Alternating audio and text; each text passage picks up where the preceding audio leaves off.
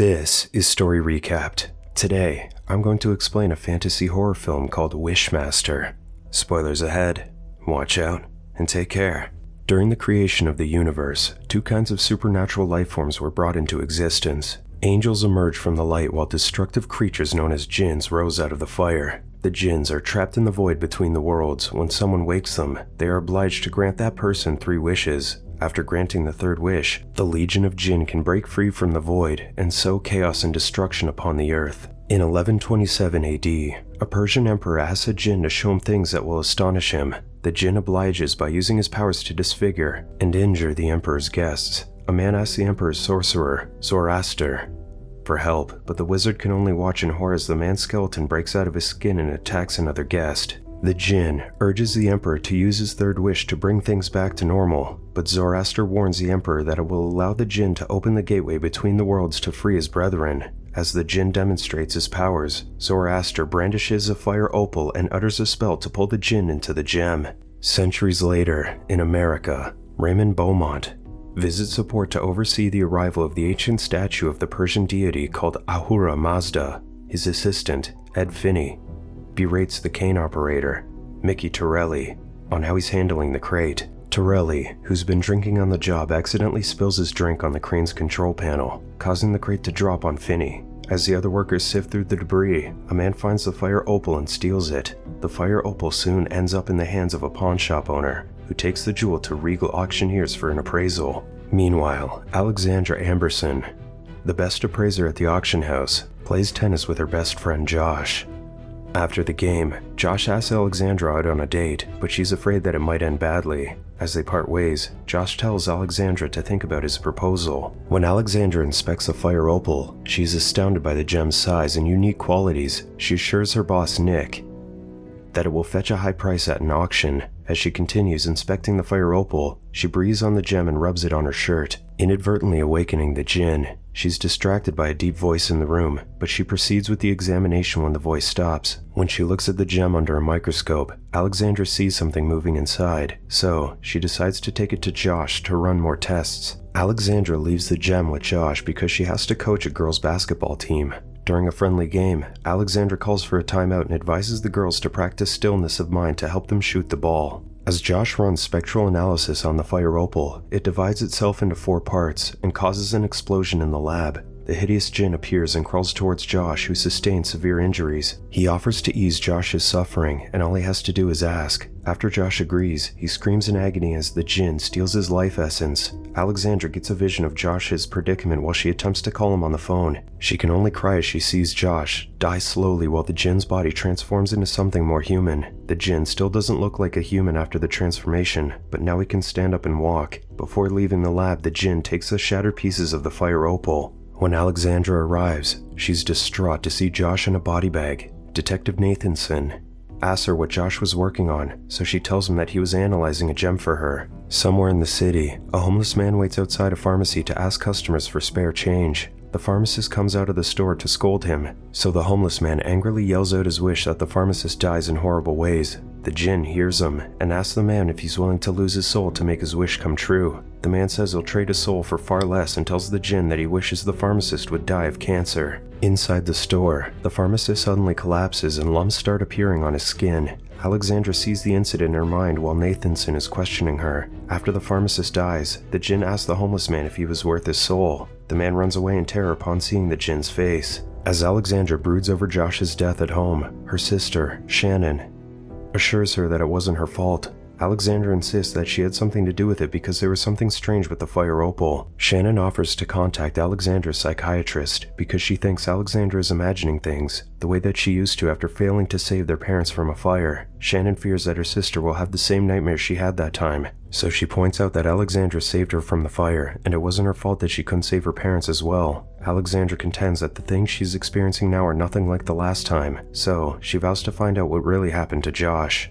The following day, Alexandra tracks down the man who pawned the fire opal and learns that it came from Beaumont's statue. When she asks Beaumont about the gold represented by the statue, he refers Alexandra to a folklore professor named Wendy Derlith. Meanwhile, the jinn goes to a morgue in a university to steal a man's face, but he's interrupted by a student who is horrified by his appearance. He surmises that the student doesn't want to see what he's doing, so the Djinn manipulates him into making such a wish. When the student agrees, the Djinn uses his powers to shut his eyelids. After wearing the face, Alexandra sees the Djinn in a vision, so she suddenly screams in the middle of a conversation with Beaumont. Before leaving, Beaumont invites Alexandra and Shannon to a party to celebrate the acquisition of the ancient statue.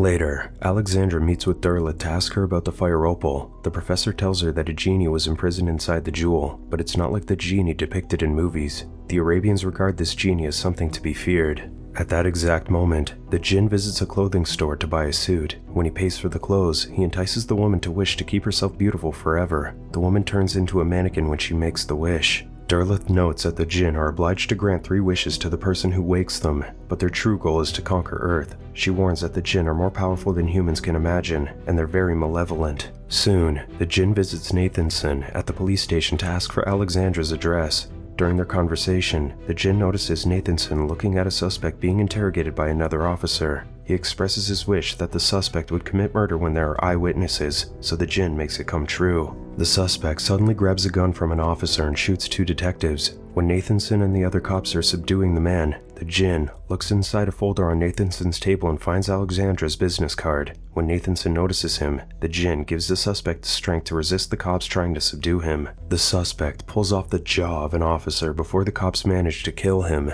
At home, Alexandra does her own research and finds out that the gem acts as a doorway that can be opened from the other side. Before the Djinn could release his brethren, he must change the stones by gathering human souls who ask him to grant their wishes. The Djinn must find the human who awakened him and grant this person 3 wishes. That night, the Djinn goes to the Regal auctioneer's office to find Alexandra. However, the guard wouldn't let him in, so the Djinn coaxes the man to make a wish. The guard says he wants the Djinn to leave, so he has no choice but to do the guard's bidding. As he walks away, the Djinn blurts out that he is to go inside, so the guard tells him that he would love to see the Djinn attempt to go through him. The Djinn then turns the guard into glass and walks right through him. When he gets into Nick's office, the Djinn asks for Alexandra's address. Nick wouldn't tell him, so the Djinn demonstrates his powers when Nick tells him that he'd like an artifact on his table to be more valuable. The Djinn turns the artifact into gold and pours out several pieces of diamonds from the object. Nick still refuses to give the address to the Djinn, but he caves when the Djinn offers him anything that he could wish for. When Nick asks for $1 million, the Djinn crashes the plane where Nick's mother is aboard. Before the flight, his mother had signed a flight insurance policy that listed Nick as the beneficiary. While coaching the girls' basketball team the next day, Alexandra couldn't take her mind off the gem,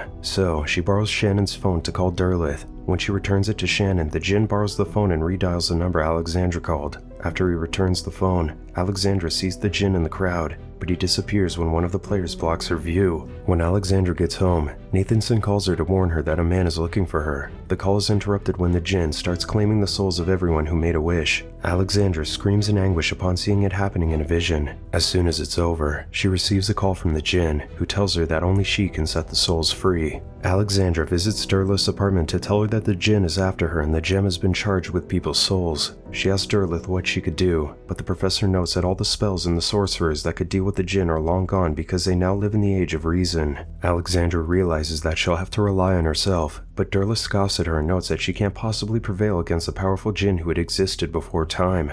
Alexandra gets upset and tries to leave, but the Djinn stops her. The Djinn reveals that he killed Derleth after she asked him to release her from her fear when he showed her his true face. The Djinn asks Alexandra for her wishes, so she tells him that she wants him dead. The Djinn grants it as a free wish and shoots himself in the head to demonstrate that he is eternal and cannot die. Alexandra feels that she has no choice but to make a wish, so she tells the Djinn that she wants to know what he is. The Djinn takes her inside the fire opal and shows her the horrific things he's doing with the souls he captured. The Djinn sends a reptilian creature to chase after her, so Alexandra runs. When the Djinn shows up behind her, Alexandra tells him that she didn't wish for him to be inside the gem with her. The Djinn argues that she should have stated her wish more carefully. He threatens to go after Shannon, so Alexandra uses her second wish to go to her apartment without the Djinn. Alexandra discovers that Shannon has already gone to Beaumont's party, so she drives there in a hurry. When she arrives, the Djinn appears, so Alexandra asks the security guard to stop him from following her. The Djinn tempts the guard with the thought of escaping from his monotonous job and doing something more exciting. When the guard agrees, the Djinn puts him inside a water torture cell and notes that Houdini could escape from it in less than 3 minutes. When Alexandra finds Shannon at the party, she persuades her to leave, but she insists on staying. Shannon stares at the man that she met on the basketball court.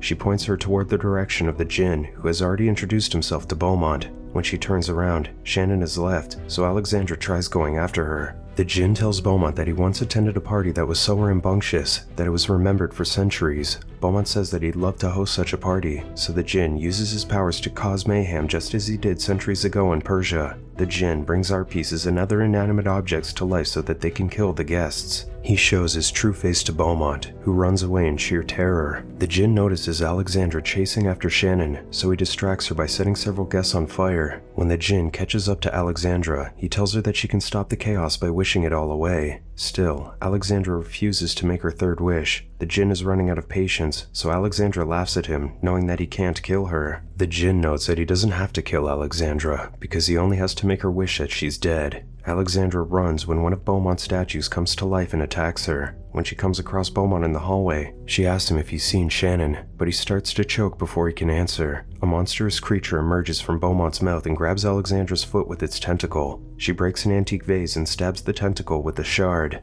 When the security guards arrive, the statues of warriors come to life and attack them with swords and arrows. The guards shoot the statues with their guns, but they're impervious to the bullets. One of the statues kills a guard by hitting him with a spiked ball. Another statue kills another guard with his sword. The Djinn brings a painting of Jack the Ripper to life to kill the last guard. The Djinn traps Alexandra in Beaumont's display room and urges her to make her final wish. Alexandra still refuses, so he reveals that he has trapped Shannon inside a painting that depicts a burning building. Alexandra becomes desperate, so she practices stillness of mind before making her third wish. After recalling the details of the incident at the port, she tells the Djinn that she wishes the crane operator had not been drinking on the job. The Djinn, still in disbelief that Alexandra has managed to stop him, struggles as the gem pulls him back inside. At the port, Beaumont monitors the statue's arrival, but this time, the sober crane operator successfully lowers it on the dock. Later on, Alexandra visits Josh at his lab and asks him out on a date. Josh is puzzled by Alexandra's behavior, so he asks her if she's alright. She doesn't say a word, but she winks at him before leaving the lab.